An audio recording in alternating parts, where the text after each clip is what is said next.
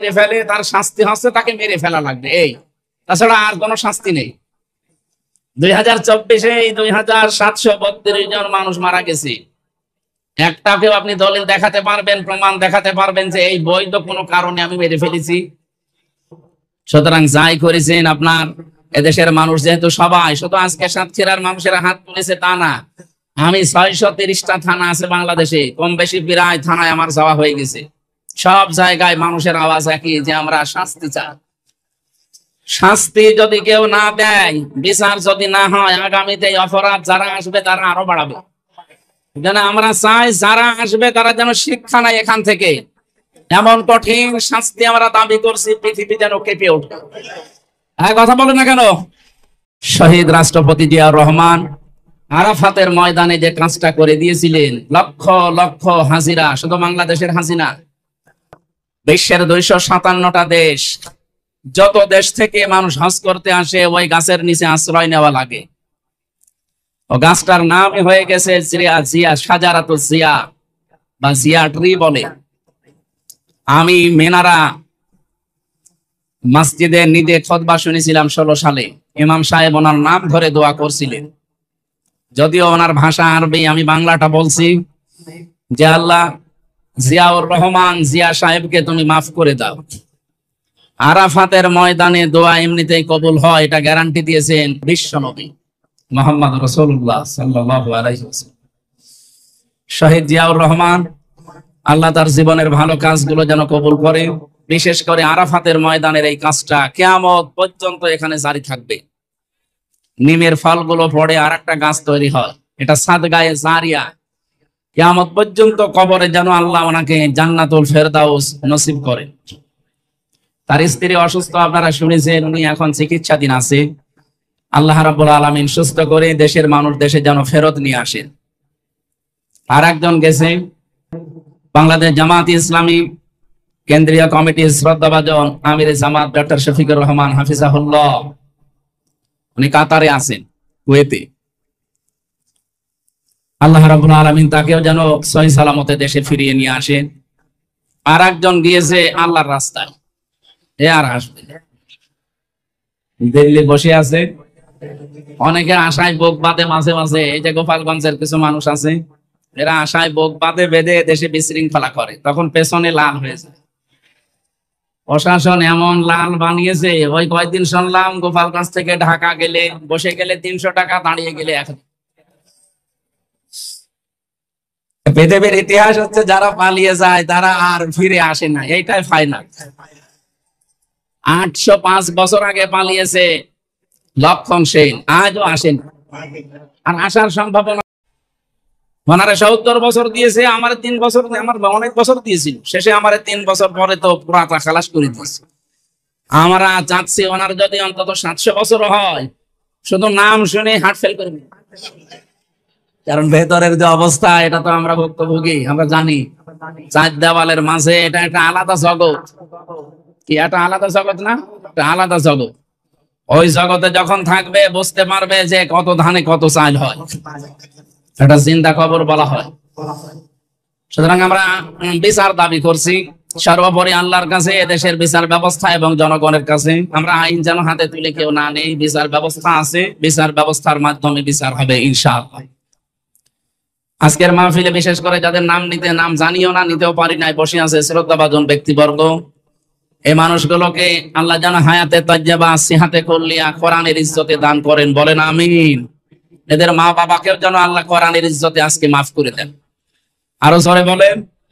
যার মাধ্যমে আসলাম, আমাদের বাবুল ভাই আপনাদের এলাকার সন্তান, আমি তো খুব ব্যস্ত হয়ে গেছি জেলখানা থেকে বের হয়ে। প্রতিদিন কোথায়, কালকে ছিলাম চট্টগ্রামের লোহাগড়া, সারা রাত ধরে সেখান থেকে এসে আজকে দিনের বেলা ছিলাম ঝিনাইদহ, মাগরিবের পরে ছিল মনে হয় যশোর, ওটা কোন জায়গা যেন, রূপদিয়া, এই যে এখন এখানে, কালকে আবার কোথায় আছে আল্লাহ জানে। এই আমার শরীরও আর মানে সাপোর্ট দিচ্ছে না, প্রতিদিন 2টা 3টা, এরপরে বাড়ি থেকেও সাপোর্ট দিচ্ছে না, ম্যাডাম বলছে এত দরকার না। তারপর সাতক্ষীরার আর যশোরের নাম শুনলে আমার আশা লাগে, কারণ এসব জেলায় আসলে মনে হয় যে আমি মায়ের কোলেই আছি। আমার বিভাগ এইটা খুলনা বিভাগ, বাংলাদেশের 8 বিভাগের ভেতরে এই বিভাগের প্রতি একটু মায়া বেশি, কারণ এখানে আমার জন্ম, যেহেতু জন্মগত ভাবে এই মায়া মহব্বত এখানে আল্লাহ তৈরি করে দিয়েছে।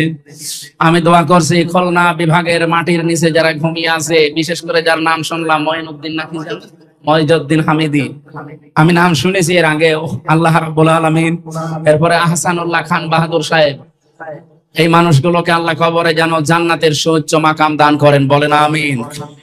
এখানে যারা এসেছেন কষ্ট করে, এত রাত পর্যন্ত যদিও কথা বলা ঠিক না, আগামী থেকে আল্লামা সাঈদী সাহেবের মতো নিয়ম করে নেব ইনশাআল্লাহ। এশার পরে উঠে পড়বো, রাত 9টা 9:30 অনুষ্ঠান শেষ। আমাদের তাহাজ্জুদও পড়া হবে, ফজরের নামাজ হবে, সকালে কর্মজীবনে যাওয়া যাবে। তাছাড়া এইভাবে রাত 12টা 1টা পর্যন্ত করে নামাজ কালামও ঝামেলা হয়ে যায়। আগামী থেকে নিয়মটা পালন করা যাবে না ইনশাআল্লাহ। মাওলানা আমিরুল ইসলাম বেলালি এই যে ওয়ালারুয়া ফুটবল ময়দানে মনে হয় সামনে বছর একটা দাওয়াত নিয়েছে, পুরা সাতক্ষীরা জেলায় ওইটা একটা, আর ওদিকে শ্যামনগরে একটা নিয়েছি। এই জেলায় এই 2টা করবো ইনশাআল্লাহ। ওই এসার পরে তুলে দিতে বলেছি ভাইকে, আমরা যতক্ষণ চালাতে পারি, 1-1.5 ঘন্টার বেশি কথা বলবো না, কারণ মানুষের এই মেধায় কথা ধরার একটা লিমিট আছে। আমি বলেই গেলাম, আপনি শুনিয়েই গেলাম না, আমরা এমন কিছু বলতে চাই যেন বাড়ি নিয়ে যেতে পারেন। সুতরাং যারা এসেছেন আপনাদেরকে ওয়েলকাম জানাচ্ছি, এই কষ্ট স্বীকার করে বসে থাকার জন্য। পর্দার আড়ালে আমি আসার সময় দেখেছি মা বোনেরা এর চাইতে অনেক বেশি সম্মানিতা, মা এবং বোনেরা, প্রাণ প্রিয় সাতক্ষীরাবাসী, জবান আল্লাহ যাদেরকে দিয়েছেন।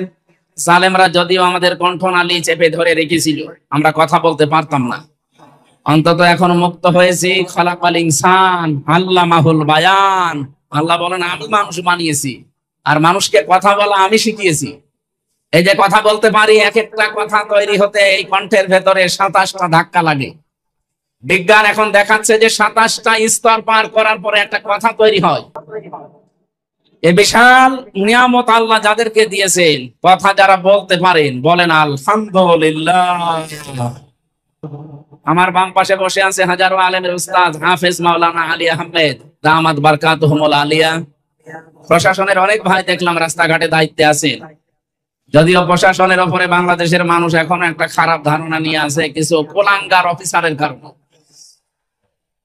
ভাই বলছিল না যে এগুলোর আসলে বসে আছে বিভিন্ন জায়গায়, এই মানুষগুলোকে বিচারের আওতায় আনা দরকার।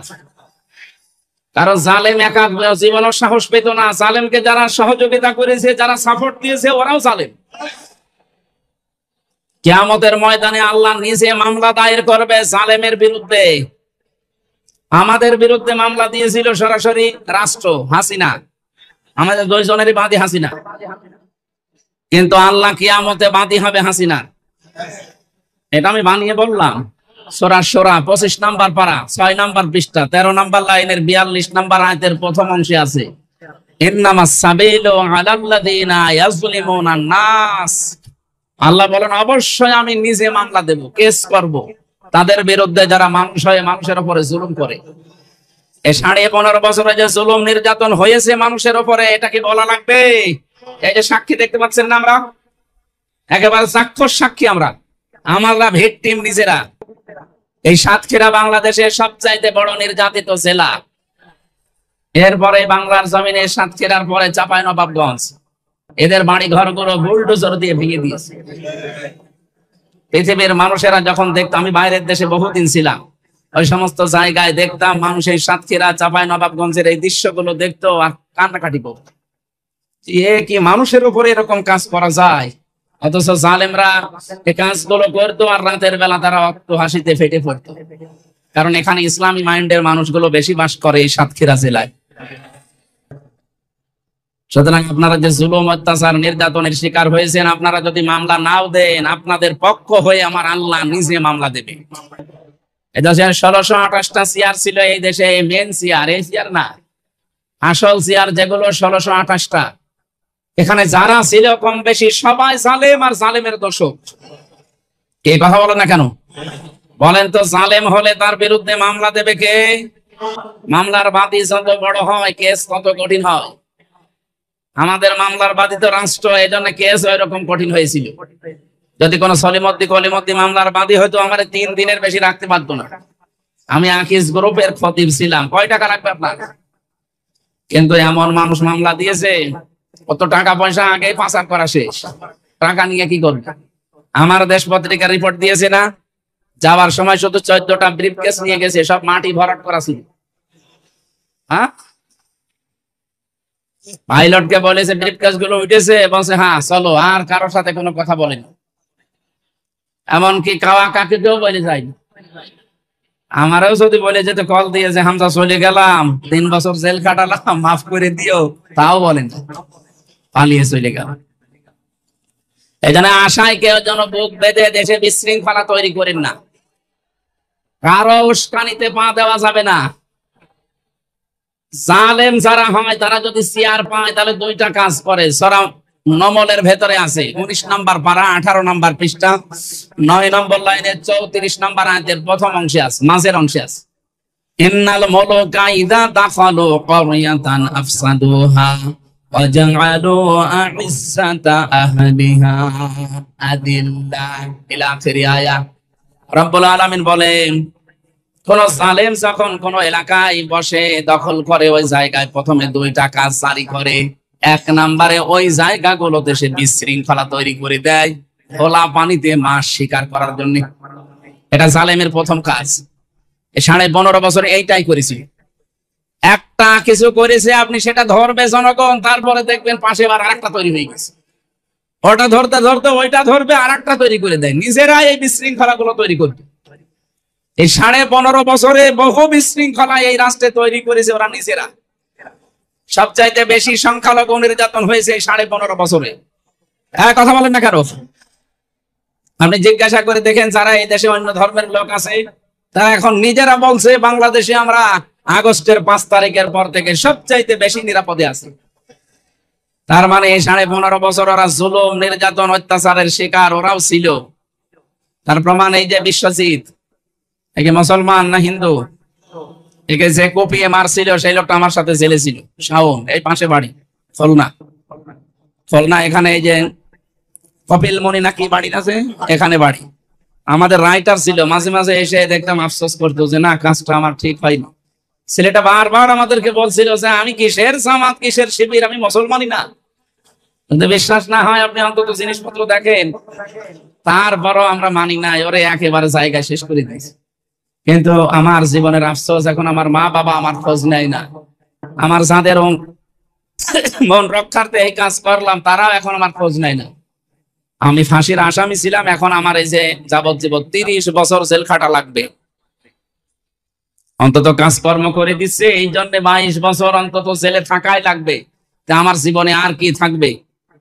তা আমার এই জন্য কথাটা তুললাম যে আমরা অনেকে উস্কানিতে পা দিয়ে এরকম বিশৃঙ্খলা তৈরি করছি। 4 দেওয়ালের মাঝে যদি একবার চলে যান না, কোনো বাপ আপনাকে বাঁচাবে না। 2 নম্বরে জালেমের কাজ, আজালু আইজ্জাতা আহলিহা আদিল্লা। ওই দেশে যারা সম্মানিত মানুষ, সে তাদেরকে অপমান করে, অপদস্থ করে। এই যে প্রমাণ, সম্মানিত মানুষ না এটা। 2.5 লাখ 3 লাখ মানুষের দায়িত্ব পালন করেছে, তাও কয়েকবার। এই সম্মানিত মানুষদেরকে ধরে ধরে তারা অপমান, অপদস্থ করত। আমার যাই হোক, আমি ছোট হই বড় হই, আমার নামের আগে একটা আলেম লেখা আছে না? আলেম হোক, মুফতি হোক, মুহাদ্দিস হোক, মুফাসসির হোক, এটা লেখা আছে না? আমি নিজেও হাফেজ, কোরআন শরীফ আমার বুকের ভেতরে। আর ওরা এমন আচরণ করতো জেলখানা এবং রিমান্ডে, আমার মনে হয় শয়তানের সাথে এরকম খারাপ আচরণ মানুষ করে না। সুতরাং সম্মানিত মানুষদেরকে যারা অসম্মান করে, অমর্যাদা করে, তাদের সম্মান নষ্ট করার চেষ্টা করে, এরা আল্লাহর ভাষায় জালেম। এরা কি? এদের বিরুদ্ধে মামলা কার? আপনি কি টের পাচ্ছেন কি বলছি আমি? আল্লাহর মামলার আসামি এই জালেমরা।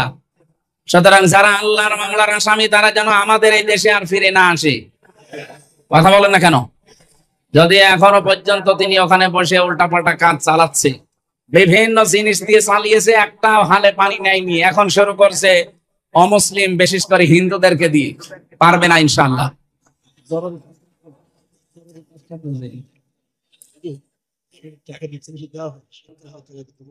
এখানে মাহফিলে আমাদের প্রধান অতিথি আজকে হাবিবুল ইসলাম, হাবিব ভাই 70,000 টাকা দান করেছে। বলেন মারহাবা। আল্লাহ যেন ওনার মা বাবাকে টাকার ওসিলায় মাফ করেন, এবং ওনার যে উদ্দেশ্য, এখানে 50 দিয়েছে, কমিটি কই? কমিটির কাছে দিয়ে দেন, আরো 20 পরে দিয়ে যাবে ইনশাআল্লাহ। আল্লাহ রাব্বুল আলামিন তার এই টাকাকে ইসলামের জন্য, কোরআনের এই প্রচারের জন্য কবুল করেন, আমিন। সম্মানিত ভাইরা, আমি যেটা বোঝাচ্ছিলাম, আমরা যেহেতু অন্তত কথা বলতে এখন পারি, জবান আল্লাহ আমাদেরকে দিয়েছেন, আরেকবার বলছি আলহামদুলিল্লাহ। দরুদ পড়ছি, সালাম পাঠাচ্ছি আমাদের নবী, মানবতার মহান শিক্ষক মুহাম্মদুর রাসূলুল্লাহ সাল্লাল্লাহু আলাইহি ওয়াসাল্লামের প্রতি। আমরা আজকে তেলাওয়াত করেছি সূরা আহজাব 44-45 দুইটা আয়াত পড়েছি। আমরা তাফসীরুল কোরআন মাহফিল লিখা দেখলাম। আমাকে আল্লাহ যতটুকু জ্ঞান দিয়েছেন তার আলোকে তাফসীর আকারে কথা বলতে চাচ্ছি। আপনারা সময় দেবেন না ইনশাআল্লাহ? পড়েন, এবার জবান খুলে পড়েন।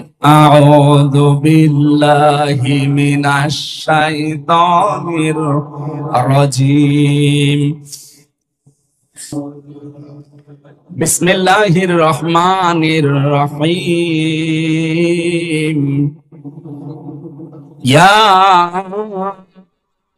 আইয়ুহান নাবিয়্যু ইন্না আরসালনাকা বিল শাহিদাও ওয়া মুবাশশিরাও ওয়া নাযীরা وَدَاعِيًا إِلَى اللَّهِ بِإِذْنِهِ وَسِرَاجًا مُنِيرًا।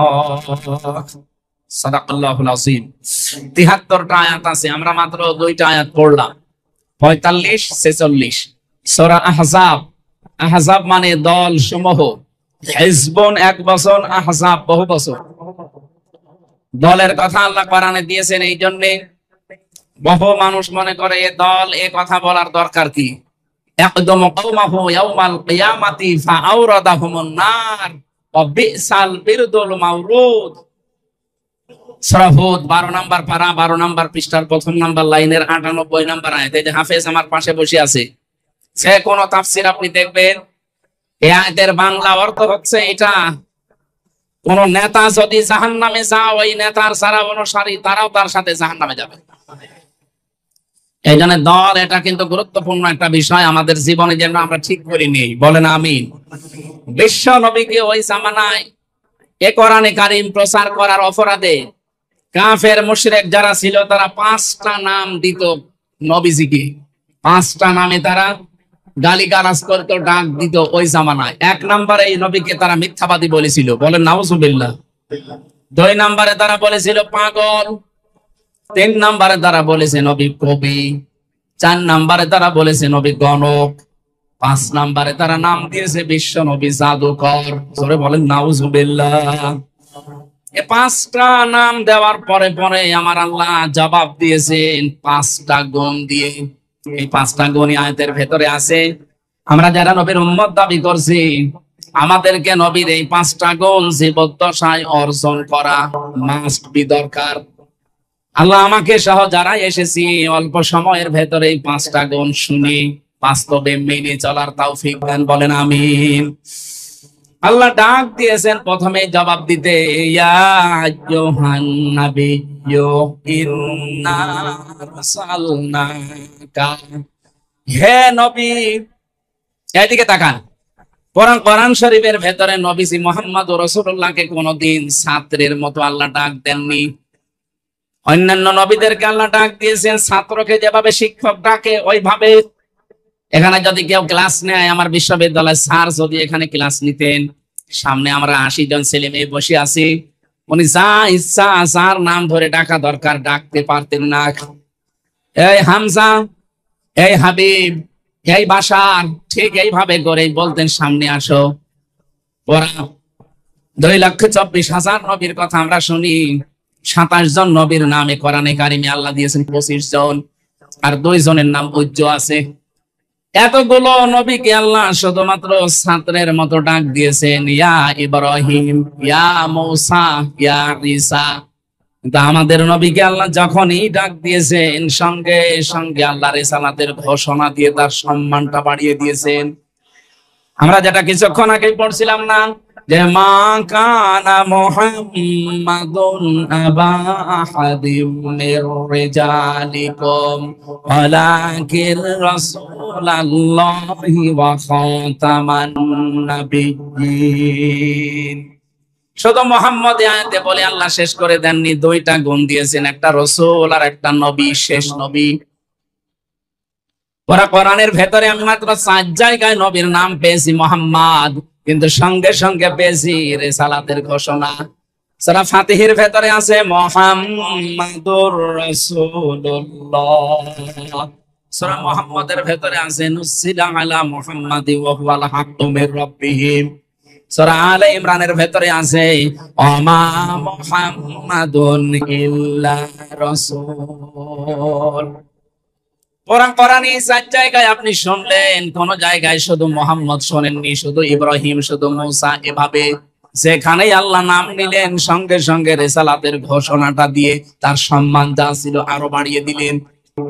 এখানে আল্লাহ নবীকে ডাক দিয়েছেন ইয়া আইয়ুহান নবী, আইয়ুহান এই শব্দটা ব্যবহার করা হয় সম্মানিত কোন জায়গায়। এই জন্য দেখবেন পুরা কোরআন শরীফে 89 জায়গায় আছে ইয়া আইয়ুহাল্লাযীনা আমানু। বলেন আল্লাহু আকবার। আমি বোঝাচ্ছিলাম এখানে ইয়া আইয়ু এই শব্দটা হারিয়ে গেছে। মোহাম্মদ সালিমা খাতুন স্টেজের পেছনে আছে, ওনার বাবা আছে এখানে, যদি মেয়েটাকে কেউ পেয়ে থাকেন এখানে দিয়ে যান। অবশ্যই এই লক্ষ লক্ষ মানুষের ভেতরে খুঁজে আনা দুষ্কর। তারপরেও যদি কেউ পান, সালিমা খাতুন, মনে হয় বাচ্চা হবে না, ছোট বাচ্চা হবে, ওর বাবা এখানে আছে স্টেজের পেছনে, এখানে দিয়ে যাবে। সাতক্ষীরাবাসী আমরা যেটা কথা বলতে চাচ্ছিলাম, বিশ্ব নবীকে আল্লাহ সম্মানসূচক শব্দ দিয়ে ডাক দিয়ে 5টা গুণ বর্ণনা দিলেন। প্রথম নাম্বারে বলেন ইন্না, অবশ্যই আমি, আরসালনাকা, আমি আল্লাহ অবশ্যই আপনাকে আবার পাঠিয়েছি। 2 বার আল্লাহ নিজের নাম দিলেন, ইন্না এর ভেতরে, আরসালনা এর ভেতরে, 2টাই আল্লাহ নিজেকে বুঝিয়েছেন। আল্লাহ বলেন অবশ্যই আমি আপনাকে পাঠিয়েছি শাহিদান, আপনি সাক্ষী। এবার আসেন তো এই শব্দটার ব্যাখ্যা যায়। বহু মানুষ বহুভাবে এই শব্দের ব্যাখ্যা বহমান কাল থেকে করে আসতেছে, আপনি নতুন ভাবে শুনবেন আজকে। আমি বাংলাদেশের সাথে শাহিদান শব্দটা মিলাবো ইনশাআল্লাহ। আল্লাহর নবীকে আল্লাহ শাহিদান বললেন যে আপনি সাক্ষী। তামাম পৃথিবীতে বিশ্ব নবীকে আল্লাহ সাক্ষী করে পাঠিয়েছেন তার উম্মতের জন্য, বিশেষ করে আমরা যারা। আর কিয়ামতের ওই কঠিন ময়দানে আল্লাহ যখন বিচার আরম্ভ করবেন, আমাদেরকে আল্লাহ অন্য নবীর উম্মতের জন্য সাক্ষী বানাবেন। জোরে বলেন সুবহানাল্লাহ। এবার এখানে শিক্ষা কি? নবীজি যেহেতু আমাদের উপরে সাক্ষী হবেন, এজন্য সাক্ষী হওয়ার অনেকগুলো গুণ লাগে। তার 1 নম্বরে সাক্ষী দিতে হলে সত্যবাদী হওয়া লাগে। কথা বলেন না কেন? নবীজি সত্যবাদী, এর ভেতরে কোনো সন্দেহ আছে? ওই জামানায় নবীজিকে সাদেক বলে ডাকতো মানুষ, সত্যবাদী। তার 1 নম্বরে গুণ তার আছে। 2 নম্বরে সাক্ষী দিতে হলে উপস্থিত থাকা লাগে, দেখা লাগে। এবার আপনি বলেন তো, বিশ্ব নবী মুহাম্মদুর রাসূলুল্লাহ সাল্লাল্লাহু আলাইহি ওয়াসাল্লাম আমাদের যে কর্মকাণ্ড এখন আমরা করছি, এগুলো দেখতেছেন? বলেন না কেন? না। তাহলে সাক্ষী দেবেন কি করে? এই কোরআনে কারিমের ভেতরে কিয়ামত পর্যন্ত পৃথিবীতে কি ঘটবে সব আল্লাহ নবীকে 1500 বছর আগে জানিয়ে দিয়েছেন। জোরে বলেন সুবহানাল্লাহ। এমনকি নবীজি নিজে আসেন নাই দুনিয়ায়, এখনো আসতে তার 50 দিন বাকি। ওই সময় একটা ঘটনা ঘটেছিল মক্কাতে, ওইটা নবীজিকে আল্লাহ সচক্ষে দেখার জন্য জানিয়েছেন। আলাম তারা কাইফা ফাআলা রাব্বুকা বিআসহাবিল ফিল। ভালো করে বলেন, সারা জীবনে আয়াতটা পড়েছেন। এখানে শিক্ষা কি? আল্লাহ বলেন হে নবী, আপনি কি দেখেননি এই চোখ দিয়ে? তারা মানে এই চোখ দিয়ে দেখা, আর নাজারা মানে গবেষণা করে দেখা। হে নবী, আপনি কি দেখেননি এই চোখ দিয়ে হাতিওয়ালাদের সাথে আপনার রব কি ব্যবহার করেছিলেন? বলেন তো, যখন এই ব্যবহার হাতিওয়ালাদের সাথে আল্লাহ করেন, কাসফিম মাকুল বানিয়ে দেন, ওই সময় নবী উপস্থিত ছিল। কথা বুঝতেছেন? ওই সময় তো নবী দুনিয়ায় আসেন নাই, ওই ঘটনারও 50 দিন পরে তার জন্ম। তাহলে আল্লাহ তারা দিলেন কেন? এই জন্য তাফসীর মাহফিলে আসতে হয়। যেটা দেখে দেখে বলা যায় তার নাম তারো। আপনি তো আসেননি দুনিয়ায়, দেখলেন কি করে? নবীজিকে আল্লাহ দেখার কথা এই জন্য জানিয়েছেন। হে নবী, যদি ওই ঘটনার সময় আপনি ছিলেন না, কিন্তু কোরআনে কারিমে আমি আল্লাহ আয়াত নাযিল করার মাধ্যমে আপনাকে আমি জানালাম। তার মানে দেখলে মানুষ যেভাবে বিশ্বাস করে কোরআনের কথা, আপনার উম্মতেরা ওর চাইতে 100 ভাগ বেশি বিশ্বাস করা লাগবে, তারপরে আপনি সাক্ষী দিতে পারবেন। যেহেতু কিয়ামত পর্যন্ত দুনিয়াতে কি হবে সব আল্লাহ কোরআনে কিন্তু ইঙ্গিত দিয়ে দিয়েছেন। আর নবীজির উপর এটা নাযিল হয়েছে। বিশ্ব নবীতে সব আগে থেকে তিনি আল্লাহর কাছে জেনে ফেলেছেন। এজন্য কিয়ামতের দিন তিনি আমাদের জন্য সাক্ষী হওয়ার একেবারে দেখে দেখে দিলে যা হতো, কোরআনে কারিম আল্লাহর নবীর উপরে নাযিল হওয়ার কারণে তার সাথে 100 ভাগ বেশি কার্যকর হবে।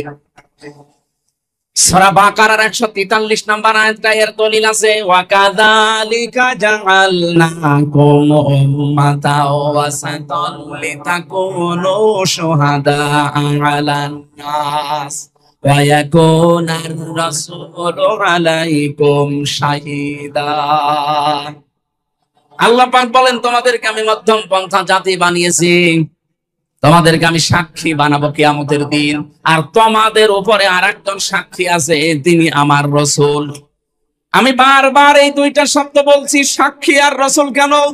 কিয়ামতের দিন আমাদের বিরুদ্ধে, আমাদের পক্ষে, বিরুদ্ধে নাই পক্ষে সাক্ষী দেবে আমাদের নবী।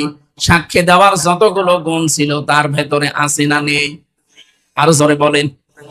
দুনিয়ার ময়দানে কেউ যদি হিংসার বশবর্তী হয়ে অহংকার করে কারো উপরে কোন শাস্তি চাপিয়ে দেয়, তাহলে সে সাক্ষ্য দেওয়ার অযোগ্য হয়ে পড়ে।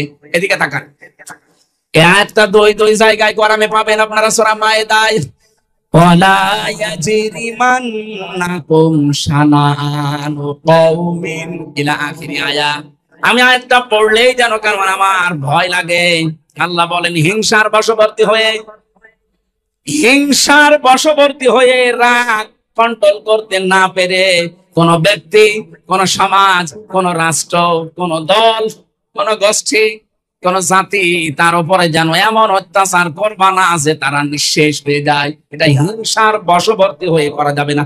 অথচ 15.5 বছরে তাকান এইটাই হয়েছে। কথা বলেন না কেন? হিংসার বশবর্তী হয়ে কোন ব্যক্তিকে, কোন দলকে, কোন জাতিকে, কোন সমাজকে, এই দেশে কিছু মানুষ আছে শুধু হিংসা করে তাদেরকে শেষ করে দিয়েছে। যারা হিংসা করে, অহংকার করে, অথবা রাগ কন্ট্রোল করতে না পেরে একটা ভালো মানুষের উপরে, নিরপরাধ মানুষের উপরে কিছু চাপিয়ে তাকে ধ্বংস করে দেয়, নষ্ট করে দেয়, নিঃশেষ করে দেয়, কোরআনে কারিমে আল্লাহ জানিয়েছেন এই মানুষগুলো সাক্ষী দেওয়ার অযোগ্য হয়ে পড়ে। 4 নাম্বার, আমি ভালো করে খেয়াল করার জন্য বলছি শিক্ষিত মানুষদেরকে, আল্লাযীনা ইয়ারমুনাল মুহসানাতি সুম্মা লাম ইয়াতু বিআরবাআতি শুহাদা ফাজলিদুহুম 80 জালদা ওয়ালা তাকবালু লাহুম শাহাদাতান আবাদা ইলা আখিরি আয়াত। সূরা নূরের 4 নম্বর আয়াতে আল্লাহ জানিয়েছেন, কোন নিরপরাধ মুহসিনা নারী যারা ওই বিষয় একেবারে গাফেল, ওই বিষয়ে কিছু জানে না, সৎ চরিত্রের অধিকারী, এরকম কোন মহিলার উপরে কেউ যদি জিনার তহমত দেয়, আরো যদি 4 জন সাক্ষী জোগাড় করতে না পারে, তাহলে তার 2টা শাস্তি দুনিয়ায় দেওয়া লাগবে। 1 নম্বরে তাকে 80টা বেত মারা লাগবে। 2 নম্বরে জীবনেও কোনোদিন তার সাক্ষী আর গ্রহণ করা হবে না, সে সাক্ষীর অযোগ্য হয়ে যাবে। বলেন তো, সাক্ষী দেওয়ার জন্য এরকম প্রায় 27টা গুণ পেয়েছি আমি তাফসিরে।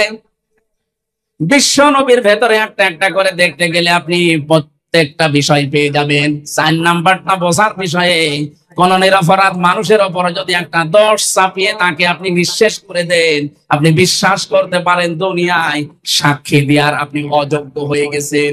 দলিল সূরা নূর 4 নাম্বার আয়াত মাঝের অংশে আছে, ওয়ালা তাকবালু লাহুম শাহাদাতান আবাদা।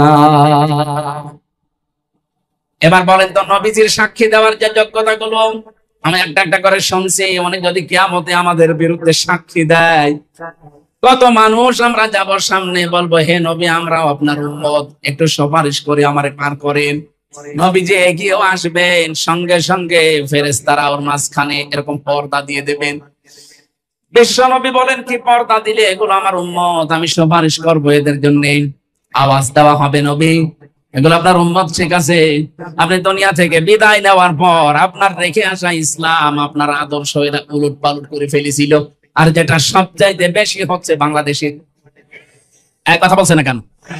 আপনি দেখবেন মিলিয়ে আসল ইসলাম নবীজি যেটা রেখে গেলেন ওইটা এখন আর খবর নেই, সব বানানো ইসলাম চলছে। তাও তো আমাদের খুলনা বিভাগ আমরা অনেক বেঁচে আছি। এটা চট্টগ্রাম আর সিলেটে যান, ওরা নতুন নতুন সব ইবাদত বানিয়ে বানিয়ে মানুষকে বিভ্রান্ত করছে। এই যে সাতক্ষীরা আর নলতাতে শুনলাম, আমি জেলখানায় থাকতে শুনেছিলাম যে আপনারা আল্লাহর ওলি নিয়ে এসেছেন তাহিরি সাহেবকে। কি বলে বলেন তো? সেই কয়টা কথা বলে সবই দেখবেন সব বানানো। আল্লাহর নামে জিকির করাবে করা, জিকিরের পাশাপাশি এমন এমন শব্দ জুড়ে দেয়, কেল্লা বাবা, ফতে বাবা, খাজা বাবা। এক কথা বলছে না কেন? স্পষ্ট ভাষায় বলছে, যারা আল্লাহর নামের সাথে অন্য কোন নাম জুড়ে জিকির করে ওদের শাস্তি আল্লাহ ডবল দেবে। এখানে যেহেতু সব ধরনের মানুষ আছে, সূরা ফুরকান 19 নম্বর পারা 4 নম্বর পৃষ্ঠার 13 নম্বর লাইনের 68 নম্বর আয়াতের প্রথম অংশে আছে, ওয়াল্লাযীনা লা ইয়াদউনা মা'আল্লাহি ইলাহান আখার। রহমানের বান্দা যারা, তাদের 12টা গুণ হবে দুনিয়ায়, তার ভেতরে এই গুণটা থাকবে যে তারা আল্লাহর সাথে অন্য কাউকে আর ডাকবে না। তাহলে তাহেরি ভাই যা করছে, আল্লাহর সাথে যেহেতু অন্য নামগুলো জুড়ে জুড়ে জিকির করে, এটা কোরআনের বিরুদ্ধে। কিয়ামতে তার শাস্তি আল্লাহ বলেন আমি ডবল দেব। বলেন নাউজুবিল্লাহ। সুতরাং আজকে উনি দলিল দিক, এখানে আলেম তো আছে, আমি যে দলিল দিলাম উনি দলিল খণ্ডন করুক। যতদিন বেঁচে আছেন আল্লাহর নামের পাশাপাশি আর কাউকে জিকির হিসাবে ডাকা যাবে না। কথা বলে, সে কাল্লা বাবা হোক, ফাতে বাবা হোক, আর সে বাবাই হোক, জিকির হবে শুধুমাত্র কার নামে? আমি জেলখানায় থাকাকালীন, এই যে ওনার নাম হচ্ছে মামুন, সোহেল চৌধুরী হত্যা মামলার আসামি, 25 বছর জেলে ছিল। আমরা রাতে 3টায় উঠতাম তাহাজ্জুদ পড়ার জন্য, আর ও দেখলাম উঠে জিকির করছে। তাও সে জাত মতো জিকির করলে তো হয়, একেবারে এইরকম মোটা শরীর, স্বাস্থ্য সেরকম একেবারে স্থূল, জিকির ওইরকম জোরে জোরে। তাও জাত বললাম, জাতের জিকির না, জিকির করতো ইয়া রাসূলুল্লাহ, ইয়া রাসূলুল্লাহ। কি গো মাওলানা মামুনুল হক ভাই আর আমি এক জায়গায় ছিলাম, ওনার একদিন ডাকলাম যে ভাই আমি তো জিকির করে। কিসের জিকির? বলছে রসুলের এশকে। তো রসুলের এশকে জিকির করে কে শিখিয়েছে আপনারে? বলছে সবুজ পাগড়িওয়ালা একজন এসেছিল, ছেলে মাছ ভান্ডারির বাবা, জমি জায়গা নিয়ে কি ঝামেলায় পড়েছিল, ছেলে এসেছিল, ওনার সাথে আমি ছিলাম, উনি আমার এই জিকির শিখিয়েছে। বলেন তো কিসের জিকির আপনি করেন? ওনারে বললাম যে ভাই এটা জিকির না, জিকির হবে শুধুমাত্র আল্লাহর নামে, রাসূলুল্লাহর নামে কোনো জিকির নেই। রাসূলুল্লাহর নামে দরুদ আছে। লোকটা পরিবর্তন হয়ে গিয়েছিল, পরবর্তীতে বের হয়ে এখন কোথায় আছে জানি না। তো বলেন, এই যে মানুষকে বিভ্রান্ত করার জন্য আপনি বানানো জিকির তৈরি করে দিলেন, এরকম 43টা 44টা চলছে বাংলাদেশে বানানো ইবাদত, যেগুলো ইসলামে নেই, সব ওই ভণ্ডগুলো বানিয়েছে। আমরা যেহেতু সাতক্ষীরা, যশোর, কুষ্টিয়া, খুলনা এই বিভাগের মানুষ, সিদ্ধান্ত নিয়ে যাবেন আজকে যে আল্লাহর সাথে অন্য কাউকে আমি ডাকবো না। বলেন বলেন, আলিল্লাহিল আসমাউল হুসনা ফাদউহু বিহা ওয়া দারুল্লাযিনা ইলহিদুনা ফি আসমাইহি। সূরা আরাফ 181 নম্বর আয়াত, 9 নম্বর পারা 13 নম্বর পৃষ্ঠা 4 নম্বর লাইনে আছে, প্রথম অংশে আছে। আল্লাহ বলেন আমার অনেক সুন্দর সুন্দর নাম আছে, যে নামে পারো ডাকো, কিন্তু সাবধান, আমার নাম যারা পরিবর্তন করে দেয়, কেল্লা বাবা, ফতে বাবা, কোন নামের ভেতরে আছে বলেন? ওনার যে 99টা নাম আপনি জানেন, বা 5000 নাম আছে, ওনার একটা নামের ভেতরে কেল্লা বাবা আছে, ফতে বাবা আছে, ন্যাংটা বাবা আছে, খাজা বাবা। সুতরাং আজকে থেকে উনি যতই করুক, যতই পোশাক, উনি দরকার জাহান্নামে যাক, আমরা ওনার সাথে যেতে রাজি না। অন্তত এই শিক্ষাটা আজকে নিয়ে যান, আল্লাহ ছাড়া কারো নামে জিকির করা অন্তত জায়েজ নেই। কে কথা বলছেন না? এরকম বহু মানুষ আসবে যেই নবীজি শুনবেন এই ধর্মকে উলট পালট করেছিল, বিশ্ব নবী বলবেন সোহকান সোহকান লিমান ফাজ্জারা বাদি, দূর হয়ে যা, তুই আমার উম্মতি না। কারণ আমার রেখে আসা ইসলাম যারা উলট পালট করেছে এরা পৃথিবীর সৃষ্টিতে সবচাইতে বড় নিকৃষ্ট আমি নবীর কাছে। অথচ এইটা বাংলাদেশে এখন বেশি চলছে, কিন্তু আসল ইসলাম নেই, সব নকল ইসলাম ভরে যাচ্ছে। আপনার বিরুদ্ধে নবীজি দাঁড়াবেন তখন, যেই বলবে সোহকান দূর হয়ে যা, তোর পক্ষে আমার কোনো সাক্ষী নেই, তুই আমার উম্মত বলে আমি স্বীকৃতি দিলাম না, কোন বাবা আপনাকে বাঁচাবে? এবার আপনি নিজে হিসাব করে এখান থেকে যান। অনেকে বলে না আমি দুই বাবার মরিদ, দুই বাবা শুধু দুই হাত ধরে এভাবে মারবে আমি জান্নাতে চলে যাবো। জান্নাত আপনি জাহান্নামে পড়বেন। আশা করছি আপনার মাথায় মগজ আছে, আপনি বুঝেছেন। সাক্ষী দেওয়ার জন্য নবীজি পারফেক্ট, ওনার কোনো ত্রুটি নেই। ওনার সাক্ষী যদি একবার কারো পক্ষে যায় আল্লাহ তাকে জান্নাতে দিয়ে দেবে, যদি বিপক্ষে যায়। এখন সাক্ষী পক্ষে না বিপক্ষে যাওয়ার কারণ কি? সূরা তাহার ভেতরে আছে 109 নম্বর আয়াত, 16 নম্বর পারা, 18 নম্বর পৃষ্ঠা, 10 নম্বর লাইনে আছে, ইয়াউমাইযিল লা তানফাউশ শাফাআতু ইল্লা মান আযিনা লাহুর রাহমানু ওয়া রাদিয়া লাহু কওলা। রব্বুল আলামিন বলেন সেই দিন নবীজি যদি সুপারিশ করে কারোর জন্য, দুইটা গুণ তার ভেতরে থাকা লাগবে। সাতক্ষীরাবাসী ছেলে হোক মেয়ে হোক, আপনি দেখেন তো আপনার ভেতরে এটা আছে কিনা। ইল্লা মান আযিনা লাহুর রহমান, প্রথমে রহমান এজেন্ট দেওয়া লাগবে, অনুমতি দেওয়া লাগবে। রাদিয়া লাহু কওলা, দুই নম্বরে বিশ্ব নবী মুহাম্মদুর রাসূলুল্লাহ সাল্লাল্লাহু আলাইহি সাল্লাম যদি আপনার জন্য সুপারিশ করে, আপনার কথাবার্তার উপরে আল্লাহর রাজি থাকা লাগবে। বলেন সুবহানাল্লাহ। শর্ত দুইটা কত কঠিন আপনি টের পেয়েছেন। যারা এখানে শুনতেছেন খেয়াল করে শোনেন, আপনার জন্য আমার জন্য নবীজি যদি কিয়ামতে আল্লাহর দরবারে দাঁড়ায় সাক্ষী দিতে পক্ষে, তাহলে এই দুইটা থাকবে। এক নম্বরে আমি যা কথাবার্তা বলি এই কথার উপরে আল্লাহর রাজি থাকা লাগবে। এমনকি আমার প্র্যাকটিক্যাল লাইফ যেটা আমি গঠন করেছি এই জীবনের উপরও আল্লাহর রাজি থাকা লাগবে। এবার আপনি বলেন তো আপনার অবস্থান কোন জায়গায়? আপনি দিনের ভেতরে 100টা কথা বলে 98টা মিথ্যা কথা বলেন। আপনার যে 70-80 বছরের বিশাল জীবন, আপনি একটু পেছনে ফিরে তাকান তো আপনার এই জীবনের উপরে আল্লাহ রাজি আছে কিনা। যারা হজ করতে যায়, যে হাজী সাহেব 6 চক্করে মানুষ কাবা শরীফ তাওয়াফ করার সময় একটা কথা বলা লাগে, আমি নিজেও বলেছিলাম, আল্লাহুম্মা ইন্না আলাইয়া হুকুকান ফীমা বাইনি ওয়া বাইনিকা। কাবা শরীফ সামনে নিয়ে বলা হচ্ছে, রব্বুল আলামিন আমি তোমার গোলাম, তুমি আমার মালিক, আমি গোলাম হিসাবে যা পাওয়ার সবই তুমি আমাকে দিয়েছো। তুমি আমাকে নেই থেকে হামজা বানিয়েছো। আমি তো বীর্য ছিলাম, উল্লেখ করার মতো আমি কিছু ছিলাম না, সেখান থেকে তুমি আজকে হাবিব বানিয়ে এখানে বসিয়ে রেখেছো। এ জায়গায় আমার বসার কথা না। ওই সময় যদি মায়ের পেট থেকে আমাকে আকর্ষণ করে তুমি শেষ করে দিতে, দুনিয়ায় আমার কিছু বলারই ছিল না। অন্তত আমার মা বাবাকে কিছু বলার ছিল না। আমি তো শেষই হয়ে গিয়েছিলাম। আমার নামও ছিল না, আমার নাম যে হামজা, আমার নাম যে হাবিব, এ নাম ছিল। আল্লাহ ওই জায়গায় একটা আঘাত দিয়েছেন আমাদেরকে, হাল আতা আলাল ইনসানি হিনুম মিনাদ দাহারি লাম ইয়াকুন শাইআম মাযকুরা। মানুষের জীবনে কি এমন সময় অতিবাহিত হয়নি যখন সে উল্লেখ করার মতো কোনো বিষয়বস্তু ছিল না? আমি আল্লাহ নিজে ওকে বীর্য থেকে আস্তে আস্তে 40 দিন এভাবে পাল্টাতে থাকলাম। এরপরে 6 মাসের পরে ওর খোদার উদ্রেক দেখা দিল। মায়ের মাসিক অসুখ বন্ধ করে দিয়ে নাভির সাথে নাভির তার জুড়ে আমি খাবার খাওয়ালাম, তারপরও মুখ দিয়ে নাপাক রক্তটা আমি দেইনি। আমি এই কারণে দিলাম না যেন দুনিয়ায় যে কোনো হারাম জিনিস নাপাক জিনিস মুখে না নেয়। মায়ের পেটে আল্লাহ মুখটা পবিত্র করে রেখে দিলেন, অথচ এখানে কত নাফরমান আমরা আছি, এই মুখ দিয়ে যত হারাম খাবার ঢোকাই। কথা বলেন না কেন? পায়খানা যেরকম হারাম এই মুখ দিয়ে ঢোকানো, ঠিক আপনি ঘুষের টাকা, সুদের টাকা, মানুষকে ফাঁকি দিয়ে ওই টাকা নিয়ে এসে ইলিশ মাছ খাওয়া, ওই রকম হারাম।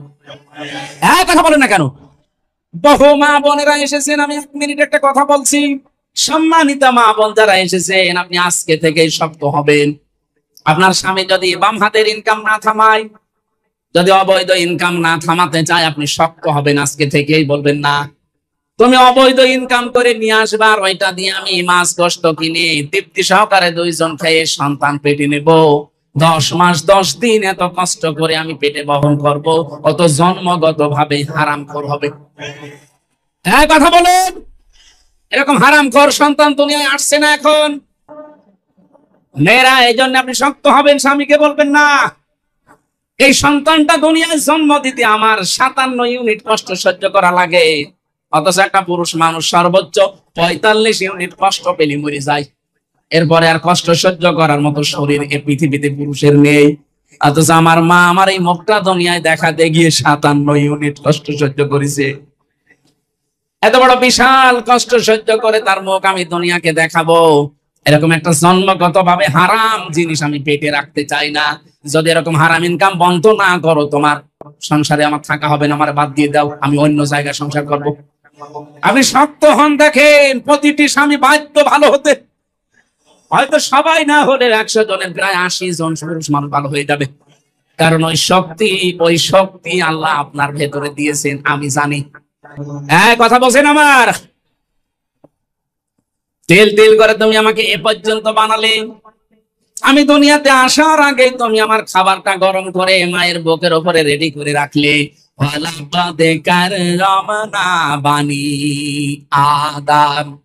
আল্লাহ পাক বলেন পৃথিবীতে যত সৃষ্টি আমার আছে সব চাইতে সম্মানিত সৃষ্টির নাম মানুষ।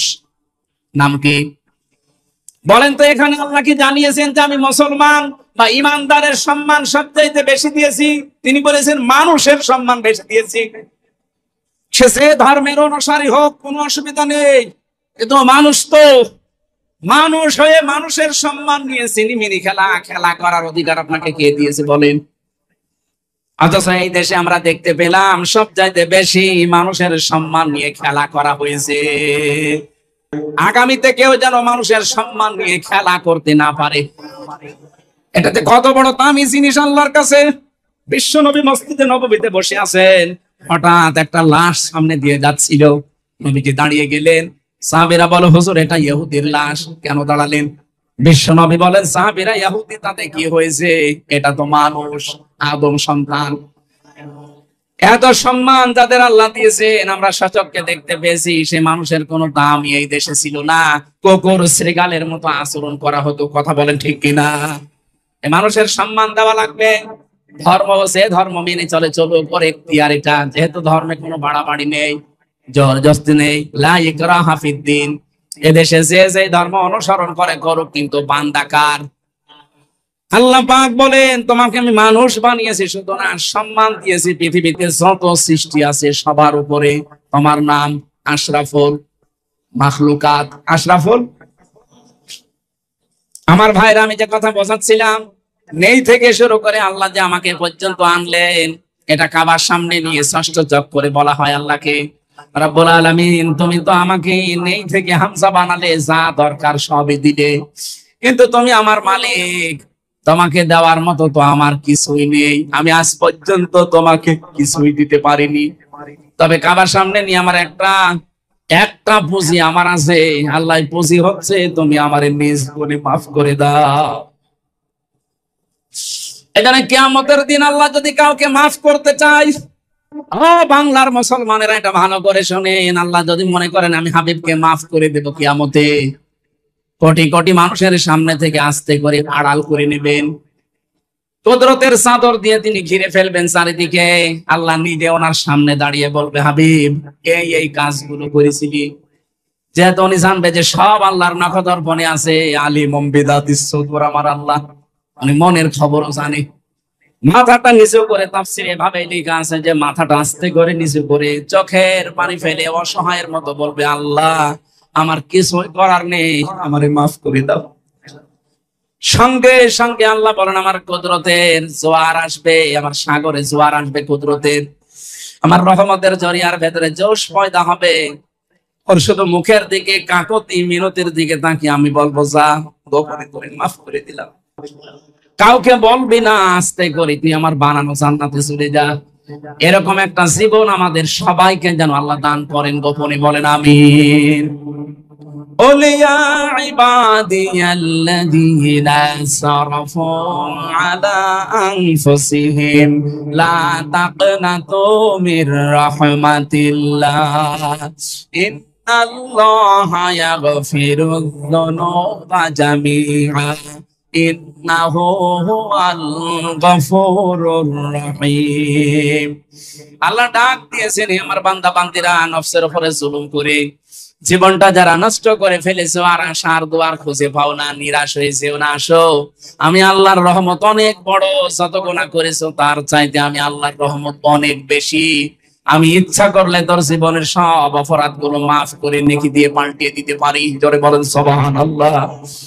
আজকের এই ময়দানে এরকম একটা মন নিয়ে যারা এসেছেন যে আল্লাহ আর যাই হোক আমি আজকে ভালো হয়ে যাব, আমি আজকে তাওবা করে সত্যি ভালো হয়ে যাব, আল্লাহ পাক কোরআনে কারিমে আমাদের আশার বাণী দিয়েছেন, ফাউলাইকা ইউবাদদিলুল্লাহু সাইয়্যাতিহিম হাসানাত।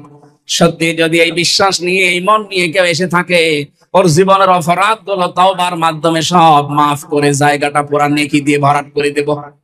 আল্লাহ যেন আমাদেরকে আয়াতগুলো আজ বাস্তবে দান করেন, বলেন আমিন। সাক্ষী হওয়ার জন্য নবী যেহেতু সাক্ষী, এজন্য এদিক ওদিকে যাওয়া যাবে না। কাজটা ঠিক করে নিন, আপনি আসলে সুপারিশ পাওয়ার যোগ্য কিনা। 2 নম্বরে আমাদেরকে আল্লাহ সাক্ষী বানাবেন অন্যান্য নবীদের উম্মতের উপরে। তাহলে সাক্ষী হওয়ার জন্য যে গুণগুলো দরকার, একটা গুণ তো আমাদের ভেতরে নেই। আমরা না আছি সত্যবাদিতার তালিকায়, কথা বলে না কেন? না আছি আমরা দেখে দেখে সাক্ষী দিতে পারবো, কারণ দেখে সাক্ষী দিতে হলে কোরআন আপনাকে জানা লাগবে। কিয়ামতের ময়দানে নূহ নবীর উম্মতকে আল্লাহ যখন হাজির করবেন, তারা তো বলবে যে না, কিসের সাক্ষী, আপনি আমাদের জামানায় তো ছিলেন না। তখন বলা লাগবে, না আমরা ছিলাম না তাতে কি, এমন একটা কিতাব আমরা পেয়েছি যেটা সত্যই সত্য। ওয়ালাকাদ আরসালনা নূহান ইলা কওমিহি আন আনজির কওমাকা ফালাবিসা ফীহিম আলফা সানাতিন 50 আমা। আমরা আমাদের কোরআনের উপরে পড়েছি যে 950 বছর নূহ নবী তোমাদেরকে দাওয়াত দিয়েছে, একটা দাওয়াতও কবুল করনি। 950 বছরে মাত্র 80 জন নবীজির পেছনে দাঁড়িয়ে আছে, নূহর পেছনে, এইগুলোই, বাকি একটাও তোমরা মানোনি। ওরা তখন আশ্চর্য হয়ে বলবে, আবার কেমন সাক্ষী, হাজার হাজার বছর পরে যারা দুনিয়ায় গেল, অথচ আমাদের পক্ষে একেবারে দেখে দেখে সাক্ষী দিচ্ছে। এইটা জানার মাধ্যমে কিয়ামতে আমরাও সাক্ষী হতে পারবো। আমার মনে হয় এখন আমি আর চালাতে পারছি না, 11:30 বাজে, কুষ্টিয়ায় যেতে যেতে রাত 4টা-5টা বেজে যাবে, রাস্তা যে ভাঙ্গা। আগামীতে আবার আসলে কথা বলবো 9টা, 8টা, 8:30টায় উঠে এরপরে যতক্ষণ চালাতে পারি চালাবো। আমরা এখন অনেকে এখন ব্যস্ত, চলে যাবো বাড়িতে। আল্লাহুম্মা আমিন। লা ইলাহা ইল্লা আনতা সুবহানাকা ইন্নী কুনতু মিনাজ জালিমিন। গভীর রজনী, এখন রাত 11:30 পার হয়ে যাচ্ছে। রব্বুল আলামিন পুরা 5টা তাফসীর আকারে বলতে গেলে বহু সময় দরকার। আমি একটা পয়েন্ট বলেছি, যতটুকু এই সাক্ষীর বিষয়ে শুনেছি, পরিপূর্ণ সাক্ষীদাতা হিসাবে আমাদেরকে তৈরি করে নাও। এ মাহফিল 2 দিন ব্যাপী এখানে চলছে।